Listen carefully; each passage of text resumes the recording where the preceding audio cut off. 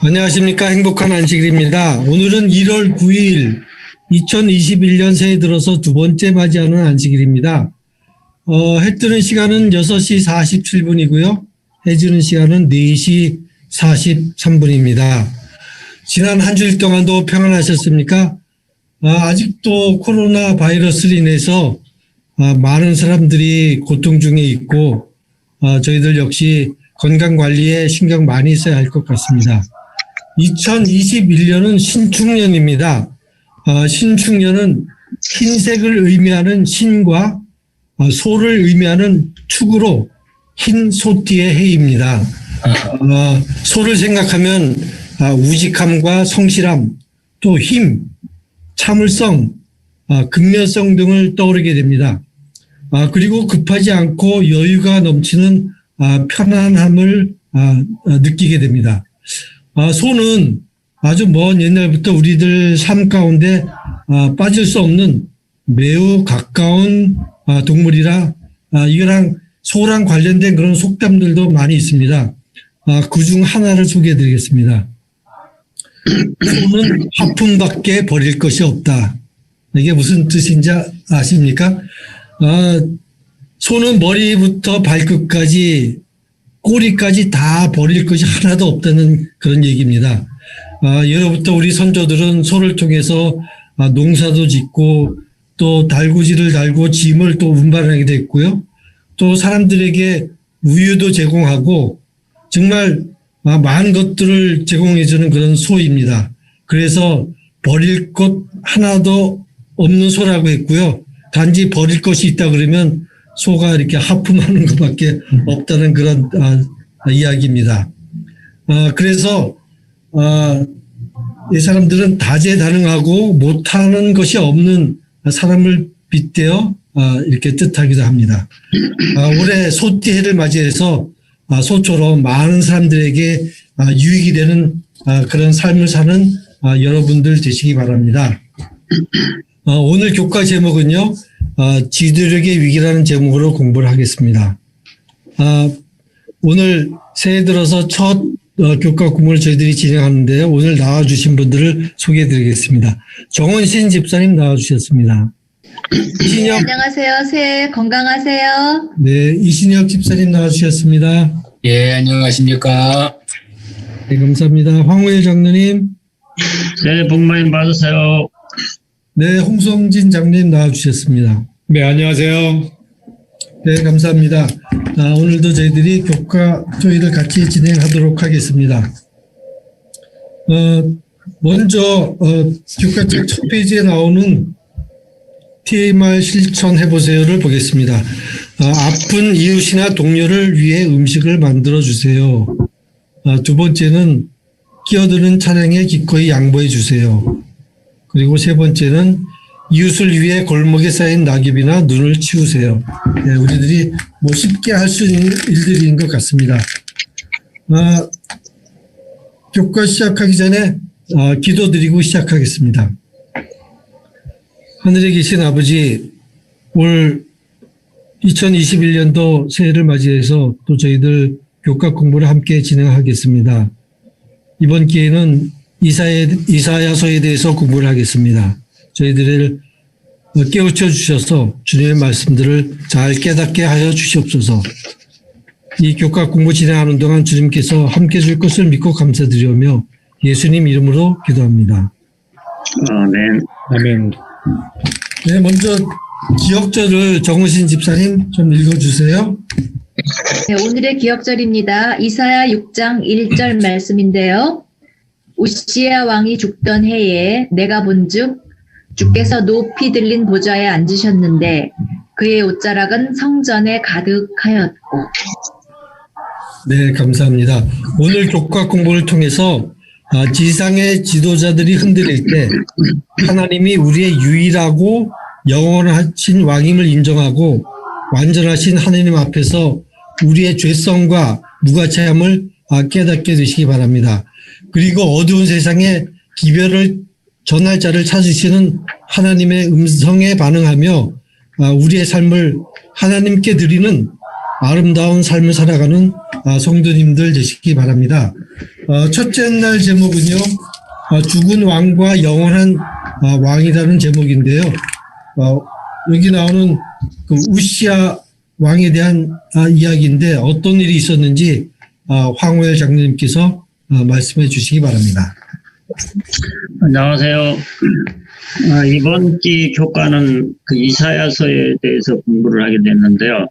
지난 일과를 건너뛰었기 때문에 잠깐 이사야에 대해서 잠깐 요약해서 말씀을 드리고 가겠습니다. 신약 성경에는 이사야서를 인용한 구절들이 90회 이상이나 인용됐습니다. 즉 예수님의 메시아에 대한 예언이 아주 많이 나온 책이 이사야 책인 것을 우리가 알 수 있습니다. 이사야 선지자는 남방 왕국의 선지자로서 국가적 중차대한 그 시기에 살았습니다. 그는 두 번의 결정적인 시기에 중요한 역할을 담당했는데 하나는 아하스 7세 때 아람과 이스라엘 전쟁 중에 활동했었고 두 번째는 히스기야 7세 때 사네립이 이스라엘을 포위했을 이 시기 하나님에 대한 자신의 신뢰를 통해 히스기야와 백성들을 독려한 그는 예루살렘을 구원하는 그 도구로서 하나님께서 사용했던 것을 알 수가 있습니다. 그는 초기 봉사 우시야 왕 통치 말기와 일치한 것 같지만 공식적인 선지자로 부르심을 받은 때는 우시야 왕의 마지막 해인 BC 740년에서 739년에 그 부르심을 받은 것으로 나와 있습니다. 그 이어지는 세 왕, 그 요담과 아하스, 히스기야, 치세 아래서 신실하게 봉사한 그 선지자입니다. 그는 히스기야 아들 그 므낫세에게 극도로 미움을 받았던 것 같은데 므낫세는 BC 680년경에 그의 아버지 사망 직후에 단독 통치자로 보좌에 등극했을 때 지체하지 않고 그 신실한 그 선지자를 제거한 것을 선지자왕 382페이지에 기록하고 있습니다. 유대 전승에 의하면 이사야는 토부룩혐을 당하여 죽었다고 전해지는데 우리가 히브리 11장 37절에 보면은 이 사건을 가리키는 것을 알 수가 있습니다. 우시야 므낫세까지 이사야 봉사 기간은 반세기가 넘도록 더 지속되었으며 그 60년 이상을 유다 자손들 앞에서 희망의 선지자로서 교회의 미래에 대한 승리에 대한 그 예언은 점점 더 커져갔던 것을 우리가 볼 수 있습니다. 오늘 그 일요일 소지는 죽은 왕과 영원한 왕에 대해서 우리가 생각을 해보게 되는데 죽은 왕은 세상의 모든 왕들은 그 죽고 없어집니다. 그러나 오늘 우리가 보는 왕은 영원한 왕은 살아계셔서 언제까지나 그 영원한 왕이라는 사실 우리가 주목할 필요가 있습니다.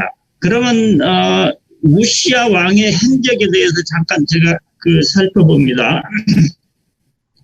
우시야 아버지 아마샤는 25세 등극해서 예루살렘에서 29년 동안 치료를 했습니다. 그는 하나님께 정직히 행하였으나 온전한 마음으로는 행치 아니했다고 성경을 기록합니다.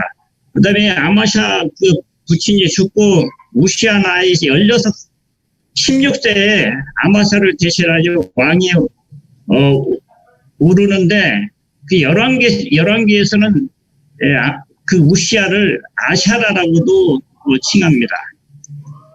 그가 엘롯을 건축했는데 에돔 땅, 즉 여호람 반란으로 잃었다가 우시야의 부친 아마샤에 의해서 다시 찾은 땅입니다. 이스라엘과 그 패한 이후로 이 땅은 거의 방치된 상태로 있다가 우시아에 의해서 비로소 건축되고 유다 성읍의 일부가 되었습니다. 그래서 그 엘롯을 건축하고 그래서 예루살렘에서 52년 치리했는데 BC 791년과 739년에 우시아 통치 기간 동안에 그 부친 아마샤가 24년간 우시아와 함께 통치했고 우시아는 그 아들과 함께 12년을 통치했습니다. 단독으로 우시아가 통치했던 기간은 16년 정도가 됩니다. 왕은 정직히 행하였으나 오직 산당을 제하지 아니었다고 기록하고요.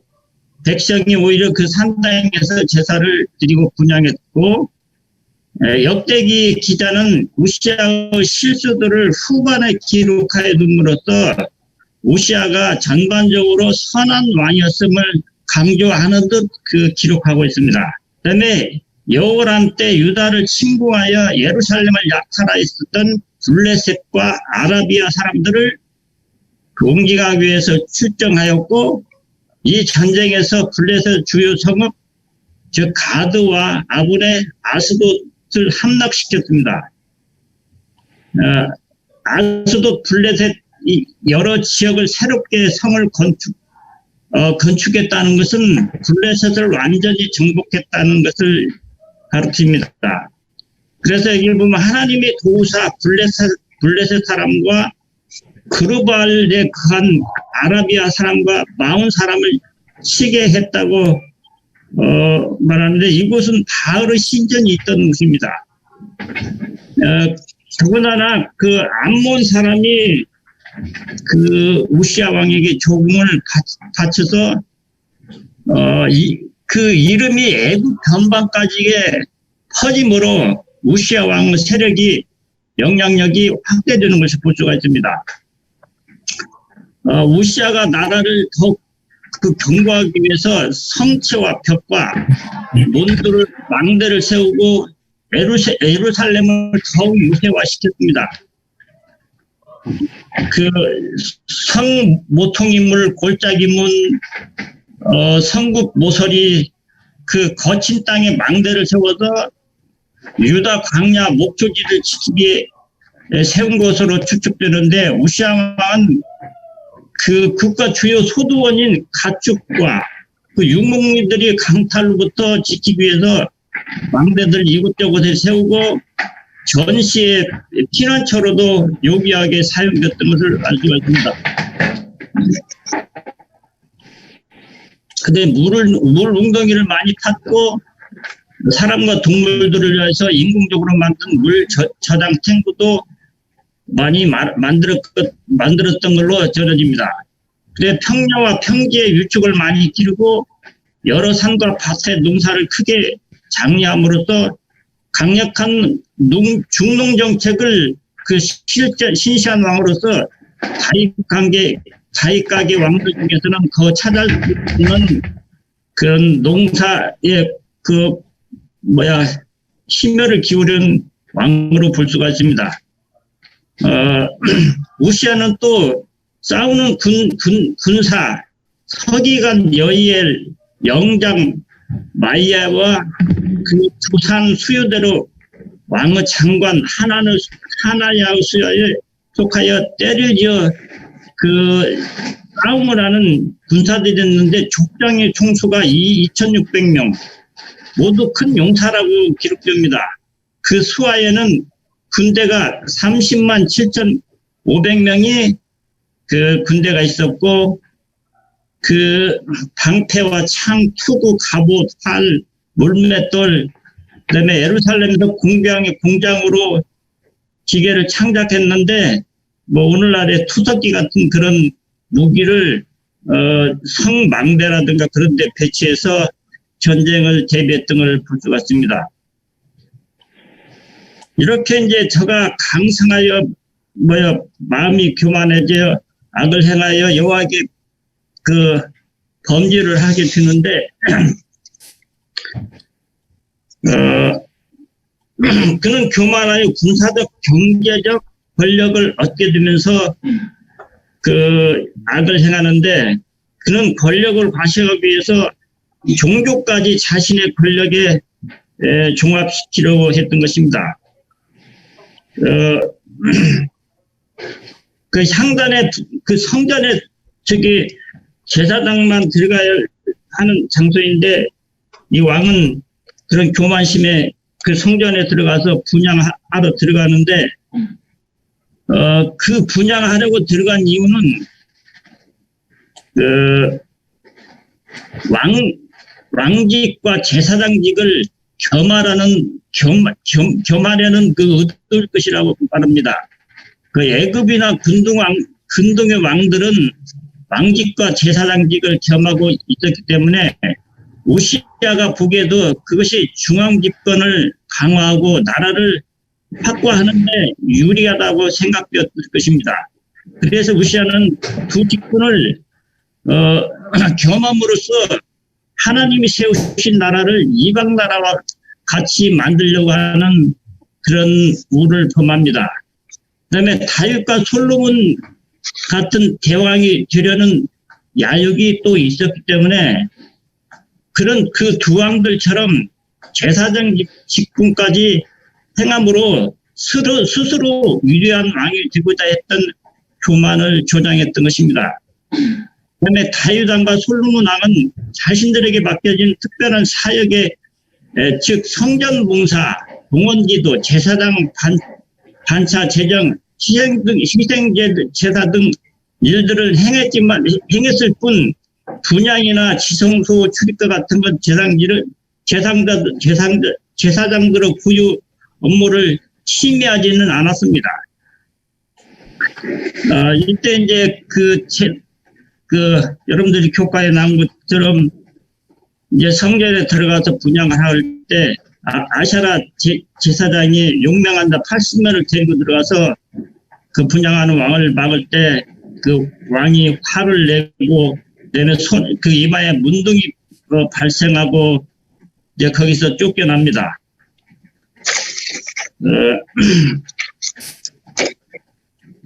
그래서 그는 이제 여러분들 교과에 나온 것처럼 문둥병이 걸려서 그 별궁에서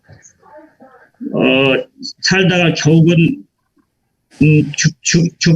죽어서 그 자기 열왕의 묘지에 묻히지 못하고 열주 그 열왕 접한 땅에 묻히고 그 비창한 그 왕후 최후를 맞이합니다. 근데 이때 이제 그 다음 월요일 소지가 연결되는 내용인데, 이제 이때 이사야가 계시를 봅니다. 역설적으로 부정한 인간 왕이 죽던 해에 정결하시고 불결하시고 거룩하신 왕께서 성전에 계신 이상을 이사야가 봤다는 것이 역설적인 것이 아닌가 생각합니다. 그 이사야 7세 때 유다는 전성기 때의 국력을 회복할 수 있었고 백성들은 태평성대를 창유했습니다. 그러나 외적인 번영 이면에는 종교적 부패 상처가 점차 극도로 더해가고 있었다는 것입니다. 정기적인 재상은 있었으나 이미 그 마음속에 하나님에 대한 열심은 식어갔고 향락과 사치, 풍조가 더욱 번져갔고 그것은 하나님의 관계에서 중대한 변화를 야기시켰던 것입니다. 한편 아수르 디길라 빌레셀이 BC 475년 727년 그 새로운 실력자로 부상하면서 근동 지방 간의 긴장이 휩쓸리는 등 국제적 정세의 흐름을 심상치 않은 이런 때 선지자는 국가적 위기를 직감하고 성전을 찾아갔습니다. 이때 그 강력하게 적국을 정하던 그 우시야 왕의 죽음으로 이제 아수르 군대의 먹이가 될 위기에 있는 이 처지에 있었던 것입니다. 이때 그 선지자가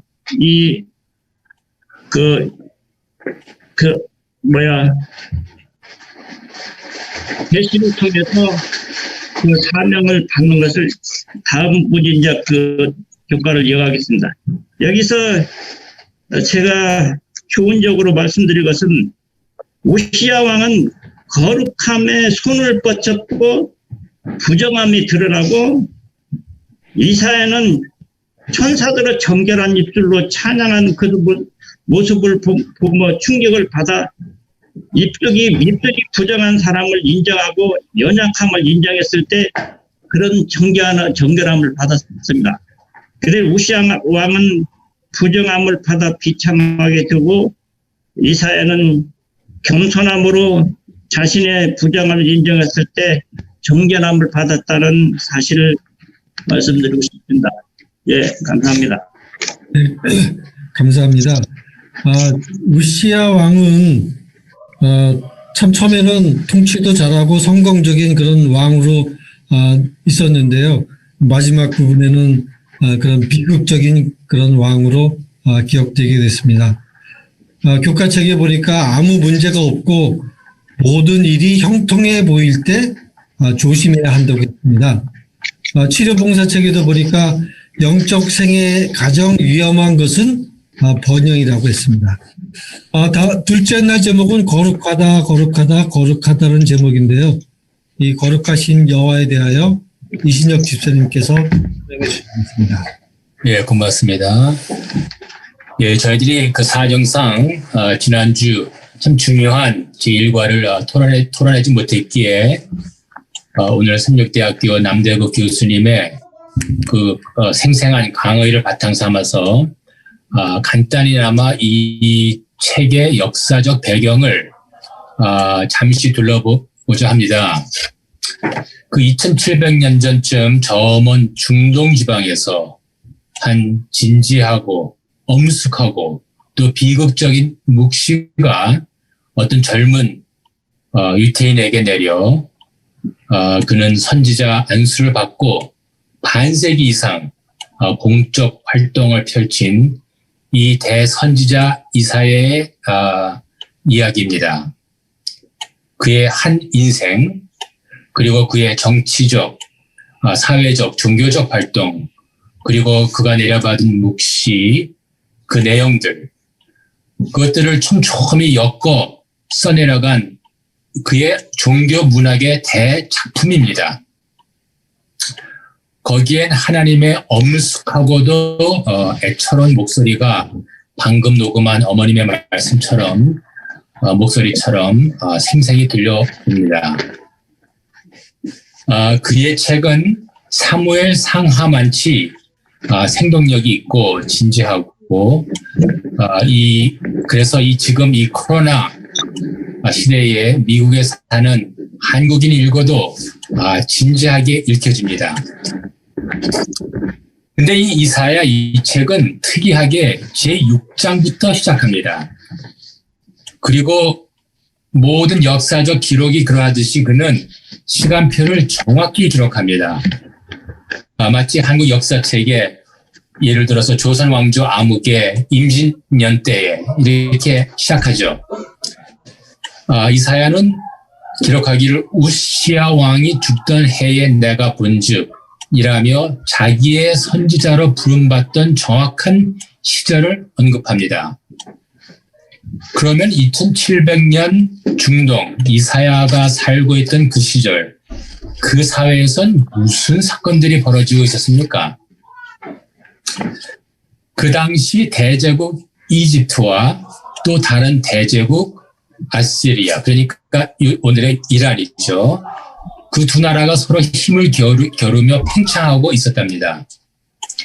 그런데 지리적으로 그 틈에 끼인 이 작은 이스라엘은 정치 싸움으로 이미 유다와 이스라엘로 두 동강이 나서 마치 우리 한국의 남한 북한처럼 잘려 있었던 것처럼 정치적으로 안정을 잃은 시대였습니다. 그러다가 북방 나라는 북쪽 제국 이란의 침략으로 비참하게 정복당하여 나라와 족속이 완전 멸절하고 말았습니다. 이제 남방 유다 땅을 침략하여 북방 이스라엘처럼 비통한 종말을 맞이하는 것은 그저 시간 문제였습니다.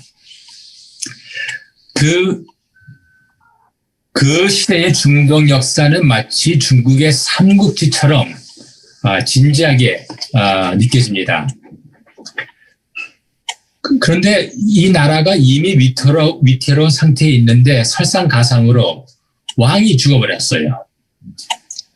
사실 훌륭한 왕이 있고 충신들이 받들고 늠름한 장군들이 있고 그리고 훈련된 군사가 있어도 원수를 막기엔 너무 역부족이었는데 왕까지 죽자 그 나라와 정치, 경제, 사회는 어찌 되었겠습니까?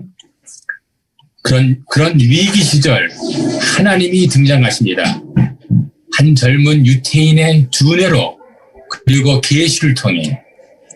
근데 그 첫 묵시의 내용이 6장에 쓰여 있습니다. 지금 나라와 백성이 필요한 묵시는 그 나라의 군사를 어떻게 풀고 어느 이웃 국가와 연맹을 맺고 어떻게 항복을 하든지 조약을 맺든지 그런 지시가 나와야 하는데 엉뚱하게 묵시에서는 거룩에 나옵니다. 거룩하다 만군의 여호와여. 참 거룩 곱하기 거룩 또 곱하기 거룩 3번 거듭하면 그러면 어디에 다다릅니까? 이사야는 말하기를 하나님의 보좌에 다다른다 썼습니다. 거기엔 신비한 창조물 스랍들이 등장합니다. 날개 6을 단 존재들, 불타오르는 존재들, 하나님의 보좌 위에 떠 있고 서로 거룩을 중얼거리는 그들. 그리고 거기에 짧은 대화가 나와요. 한 젊은 유태인과 하나님의 하나의 스랍과 또 그리고 하나님, 이 셋이서 짧은 컨버세이션을 나눕니다. 거기엔 독한 심판과 저주가 나오며 그 하나님은 한 줄기의 희망을 끝에 가서 달랑 달아주십니다. 그리고 이 책을 쓰게 된 까닭이 이사야 1장에 나옵니다. 거기에 17장에 학대받는 자를 도와주고 고아들의 호소를 들어주고 과부들을 변호해주고 그러니까 분명 거룩은 이 세 무리와 관련이 있는 단어인 것 같습니다. 사실 우리는 다들 너나 나나 고아이며 과부이며 학대받는 자들입니다. 적어도 이 교과 공부를 하고 계시는 분들은 이민 생활과 또 교회 생활에서 절실히 체험하고 느끼는 현실일 것입니다. 우리는 모두 자기 나름대로 고향을 떠나 생소한 언어로 벙어리가 되어 답답하고 인종차별로 억울하고 또 그리고 교회 안에서는 서로 업신여김으로 멍이 들고 또 삐죽거림으로 피투성이가 되고 때로는 비난과 조롱으로 골마 터집니다.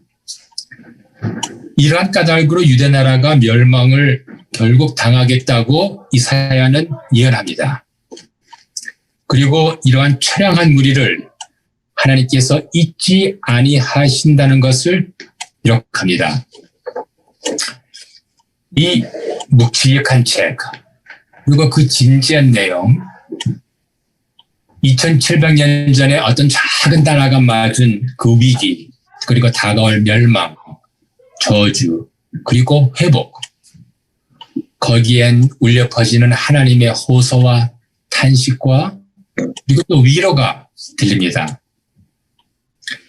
역사의 흐름과 그 역사의 주인이 되신 하나님 그리고 그 역사의 무대 위에 지금 잠깐 서 있는 여러분들과 저 그리고 하나님의 시야에 있는 우리 인간들 우리에게는 한 위로자가 계십니다.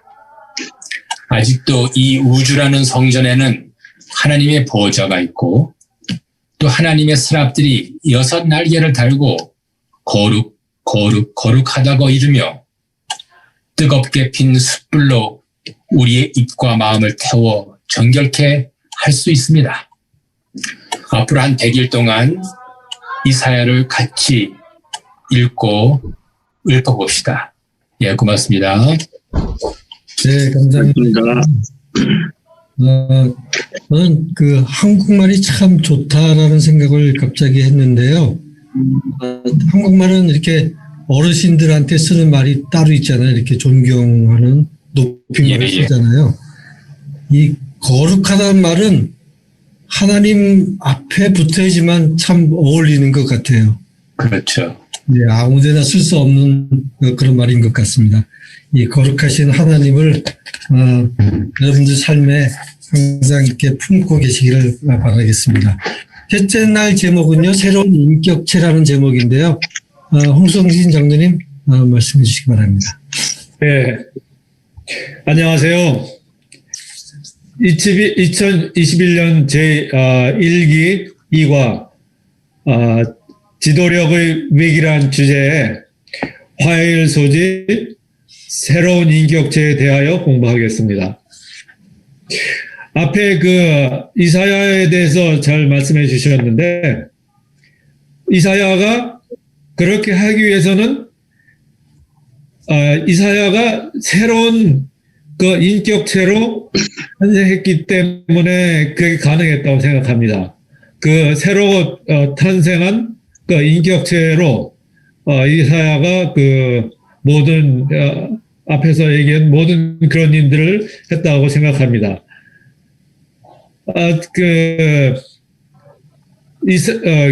새로운 인격체에서 공부하기 전에 이사야를 앞에서 잘 설명해 줬는데 조금 부연하면은 이사야라는 뜻은 주님의 구원이시다라는 뜻이랍니다. 그리고 또 히스기야 왕 때는 궁중 봉사도 이사야는 봉사를 하셨죠. 그리고 하나님의 지혜와 능력에 대한 웅변적인 증거로 그의 예지를 설파한 그런 선지자였습니다. 그럼 화요일 소지 새로운 인격체에 대하여 공부하겠습니다. 인용문은 이사야서 6장 5절에서 7절입니다. 그때 내가 말하되 하도다 나여 망하게 되었도다. 나는 입술이 부정한 사람이요 나는 입술이 부정한 백성 중에 거주하면서 만군의 여호와이신 왕을 배웠음이로다 하였더라. 그때 세랍 중에 하나가 붓젓가락으로 제단에서 집은 바 핀숯을 손에 가지고 내게로 날아와서 그것을 내 입술에 대며 이르되 보라 이것이 내 입에 닿았으니 내 악이 제하여졌고 내 죄가 사하여졌느니라 하더라입니다. 오늘 우리가 공부할 내용은 선지자 이사야가 새로운 인격체로 탄생하는 과정을 보여주고 새로 탄생한 이사야는 하나님의 향, 기별을 전달하는 전달자가 되는 내용입니다. 우리가 잘 알듯이 앞에서 설명했지만 하나님을 만나는 곳이 지성소인데 지성소에 계신 하나님께 나갈 수 있기 위하여는 제사장이어야 하고 속죄일에 향해서 피어오르는 연기 보호를 받으며 나가야 했습니다.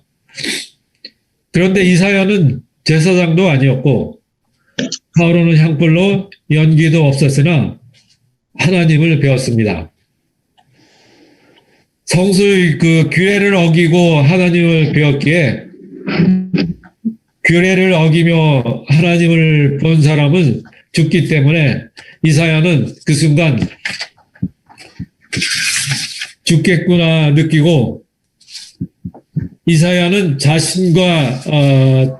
자기 백성의 죄를 인식하고 절규함으로 죽음을 면합니다. 이는 속죄일의 대제사장의 고백과 같은 것이었습니다. 이 속죄로 이사야는 용서받아 새로운 인격체로 탄생합니다.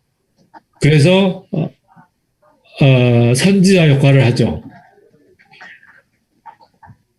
인용문을 좀 더 살펴보면은 스랍을 6개 달린 날개라고 했는데 제가 그 조사한 바로는 2-3개의 날개라고 이렇게 했거든요. 근데 이거는 좀 더 조사해봐야 될 것 같습니다. 그 스랍은 이사야의 입술을 정결하게 하기 위하여 단에 있는 핀셋을 사용한 것으로 알 수 있습니다. 이 불을 사용함은 불은 부정함을 태워버리는 수단이고 또 하나님이 친히 붙인 불이기 때문에 사용했고 이 불로 스랍이 핀숲을 이사야의 입술에 댐으로 이사야가 정결하게 되었고 거룩하게 되었습니다. 하나님은 스랍을 통해 이사야를 새로운 인격체로 탄생시켰고 하나님이 거룩한 기별의 향을 퍼뜨리게 하는 새로운 인격체가 되도록 하셨습니다.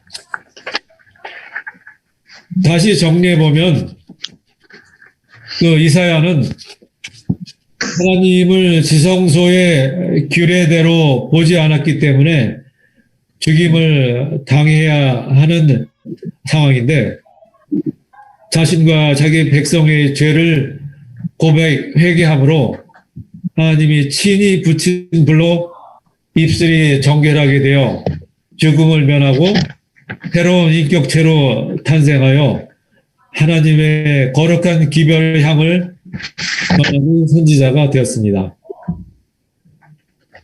여기에서 우리에게 주는 교훈은 하나님의 백성이 되기 위해서는 이사야처럼 정결한 입술을 가져야 하고 정결한 삶과 거룩함을 가져야 한다는 것입니다. 오늘의 묵상을 살펴보겠습니다. 오늘의 묵상은 그대는 현재 삶이 변화하기를 갈망하고 있습니까? 그런 변화가 필요한 동기는 무엇입니까? 라고 질문합니다. 신앙의 맥락에서 우리가 새로운 인격체가 되기 위해서는 먼저 변화하기를 갈망해야 하고 그리고 변화의 동기를 인지해야 합니다. 인지한 다음에 변화되고 삶을 변화시키게 됩니다. 그리스도인의 변화는 성공적인 가정생활과 사회생활뿐만 아니라 우리가 감당해야 할 사명을 위해서라도 필요합니다. 무엇보다 더 중요한 변화는 삶의 성결입니다. 그래야 하나님이 선한 도구로 사용될 수 있습니다. 다음으로는 영감의 교훈은 이사야가 자신의 그 불완전함과 무능함을 인지하여 스랍을 통해 고통 중에 건져냄을 받고 큰 사명을 감당할 수 있었다는 것입니다. 마지막으로 우리가 기도해야 할 것은 계속 변화하여 자신과 주변 사람들과 하나님을 위해 평화의 도구가 되게 해달라는 것입니다. 이상입니다. 감사합니다. 감사합니다. 하나님께 부름을 받고 사명을 가지고 나가는 백성에게 무엇보다도 필요한 것은 그의 입술과 삶의 정결함과 거룩함이라는 그런 이야기였습니다. 네 번째 날 제목은요, 왕의 위임장이라는 제목인데요. 어떤 위임장인지 정신 집사님 말씀해 주세요. 오늘의 기억절을 보면은요, 이사야 6장 예, 8절의 말씀인데요. 내가 또 주의 목소리를 들으니 주께서 이르시되 내가 누구를 보내며 누가 우리를 위하여 갈꼬 하시니 그때 내가 이르되 내가 여기 있나이다. 나를 보내소서 하였더니 예, 여기서 나라는 사람이 이사야죠. 절대 통치자가 그 우시야가 죽고 그 흔들리던 때 그 아수르는 백성들은 참 완고했고 일할 사람이 없었어요. 그 지도력의 위기가 왔을 때 간단히 말씀드려서 이사야는 내가 여기 있나이다. 나를 보내소서 하고 겸손하게 말씀을 드렸습니다. 그야말로 내가 잘나서 하나님의 일을 하는 게 아니죠. 또 여건이 뭐 좋다고 해서 하는 건 또 더더욱 아니고요. 하나님께서 이 세상을 붙잡고 계시면서 또 우리 교회를 여전히 인도하시고 지도하시고 그리고 보호하실 것을 믿기 때문에 우리가 일을 하는 것입니다.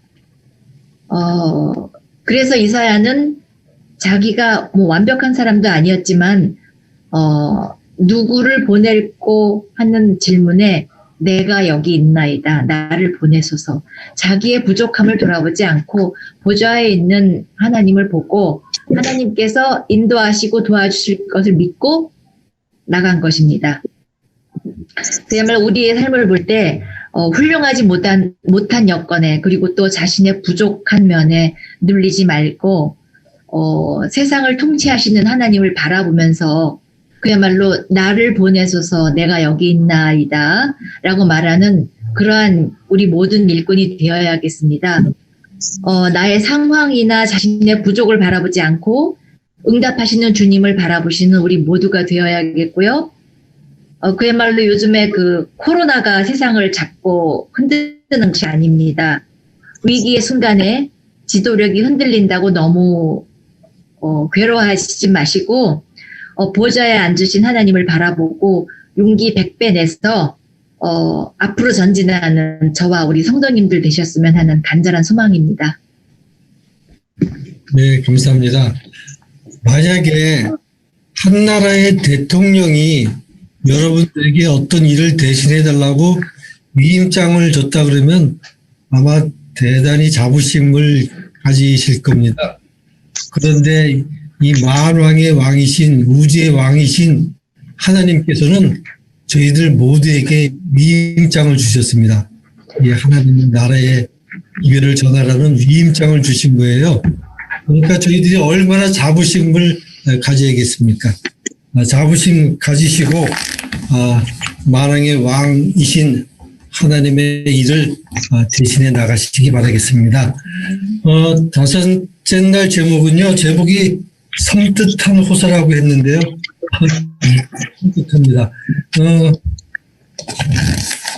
이사야서 6장 10절에 있는 말씀을 제가 읽겠습니다.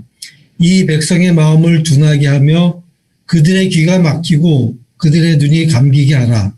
염려하건대 그들이 눈으로 보고 귀로 듣고 마음으로 깨닫고 다시 돌아와 고침을 받을까 하노라. 하나님께서는 이 세상 사람 아무도 멸망치 않기를 바라시기 때문에 이사야를 유다 백성에 보내셨고 또 예수님을 세상에 보내셨다고 했습니다. 하나님의 소원은 인간을 파멸해서 건져내어 영원히 구원하시는 것입니다. 이 못된 사람들을 벌 주고 지옥에 가두는 것이 아니라 모두 다 회개하고 돌아와서 구원해 주시는 것이 하나님의 바람입니다. 그런데 이런 하나님의 바람에 귀를 기울이지 않는 그런 사람들이 많이 있습니다. 이렇게 하나님의 음성을 거부하고 이렇게 반항하면은 그런 사람들의 마음이 더욱더 이렇게 완악해진다고 했습니다. 하지만 하나님께서는 저희들이 계속해서 돌아오라 하고 호소하고 계신다고 했습니다. 저희들 이 하나님께서 부르시는 음성에 귀를 기울이시고 들어서 모두 하나님께로 돌아가는 그런 삶을 살아가시는 여러분들 되시기 바라겠습니다. 그래서 이런 귀중한 기별을 저희들만 알고 있을 뿐만 아니라 저희들 주변에 있는 아직 하나님에 대해서 잘 모르는 사람들에게 이 귀중한 기별을 전해야 될 것 같습니다. 마지막으로 여러분들에게 좀 질문을 하고 싶습니다. 저희들이 생활하면서 또 많은 사람들이 만나고 할 텐데요. 그중에는 교회를 믿지 않는 무신론자들도 있고요. 또 이 교회에 대해서 회의를 갖고 있는 그런 사람들도 많이 있습니다.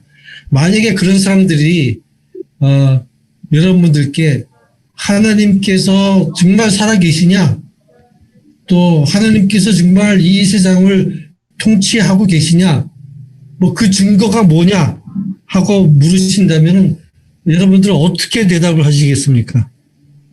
그냥 지금 네, 정신 집사님. 뭐 더도 덜도 말고요. 지금 현재를 보라고 말해보고 싶어요.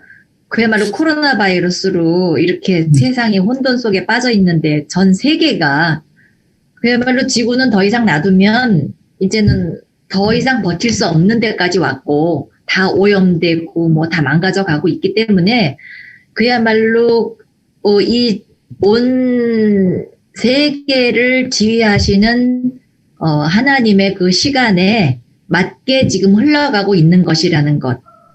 뭐 설명이 될 것 같아요, 충분히. 네, 감사합니다. 좋은 증거인 것 같습니다. 또 다른 분 혹시? 예, 제가 조금 말씀드릴게요. 네. 제가 이제 회오론자나 무신론자에 대해서 저번에도 좀 말씀을 드렸는데, 오늘날 그 과학이나 그 지식층에서 수많은 그 과학 광범위한 학설과 그 이론들이 많습니다. 즉 이 세상을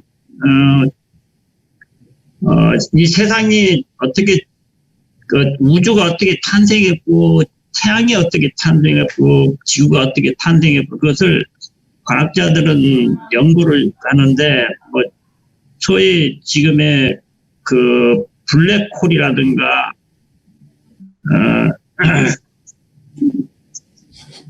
그다음에 빅뱅 이론, 빅뱅, 뭐 양자역학, 상대성 이론, 그다음에 뭐 시공간의 그 변화, 중력의 법칙, 빛의 원리, 예를 들어서 시간이라는 것도 빠르게 달리면은 예를 들어서 내가 서울에서 부산까지 KTX로 가면은 3시간이 걸리는데 내가 걸어가면은 30일이 걸린다고 가정했을 때 열차를 타고 가면 3시간밖에 안 걸리기 때문에 그 시간이 그렇게 느려진다는 거예요. 내가 30일 동안 가면 그만큼 30일 동안 느리게 가고 기차로 가면 3시간밖에 안 걸리기 때문에 시간이 느리다는 거예요. 그 다음에 이제 그 물질이 이제 최소 모든 물질을 입자로 나타나는데 입자가 원자, 전자로 이렇게 나눠지는데 중성자, 양성자, 큐크, 초근 이런 여러 가지 그 이론이 있는데 입자가 우리 눈에 보이는 것이 이 파동이 될 수도 있고 입자가 될 수도 있다는 거예요. 그래서 이 과학자들 믿는 것은 지금 뭐냐면은 그래서 이 전자가 이동하는 것도 순간 이동을 그런 이론을 주장합니다. 예를 들어서 이 전자가 이 우주에도 있다가 금방 달에도 있다가 뭐 어느 곳에 다른 곳에 있다가 이렇게 순간 우리가 상상할 수 없는 그런 이론들을 지금 주장합니다. 그래서 이 사람들이 주장하는 결국은 이제 어떤 물질이 있다가 없어졌다 한 게 유에서 물을 넘나드는 그 한계에 있어요. 그래서 인간들은 과학자들이나 그 지식을 연구하는 사람들은 눈에 보이는 확실한 것을 믿는 사람들은 대부분 진화론 쪽으로 다 그 넘어가고, 그렇지 않으면 이제 회오른이나 불가지로로 이제 빠지는데, 이제 그런 사람들은 뭐 우리가 어떻게 할 수가 없는 거예요. 자기들 믿는 그 선택에 따라 가는데, 우리는 이제 예를 들어서 자연계가 있다고. 예를 들어 나 자신이 있으면 내가 존재하는 걸 내가 존재한다는 걸 인정하느냐? 그러면 인정해야 되죠. 내 부모가 있고, 그러면 부모 계속 거슬러가면 우리 조상이 있을 거다요. 그럼 우리는 그 조상을 따라서 우리는 하나님이 우리 인류를, 아담이 우리를 창조했다라는 걸 증거할 수 있는데, 진화론자들은 그것이 우연히 생겼다고 말해버려요. 그래서 진화론을 믿고, 그다음에 우리는 천연계를 하는 창조론을 말하면서 천연계가 있고, 또 그다음에 우리에게는 또 성경이 그 성경을 계시를 통해서 주어졌고, 또한 실제적으로 그 하나님의 아들인 예수님께서 이 땅에 오신 그 증거가 있기 때문에, 그런 걸로 제시함으로써 우리는 우리 창조론을 제시하지만, 그 사람들은 뭐 과학을 믿는 사람들은 자기 믿는 그 선택에 따라서 우리가 어떻게 할 수가 없다고 그렇게 말하고 싶네요. 네, 감사합니다. 시간이 다 지나서 그냥 결론을 내려야 될 것 같습니다. 여기 교과책에 결론이 나와 있는데요. 파멸 가운데서도 여호와께서는 거룩한 자손이 남을 것이라는 보증을 통해 참으로 놀라운 은혜의 소망을 주셨다고 했습니다.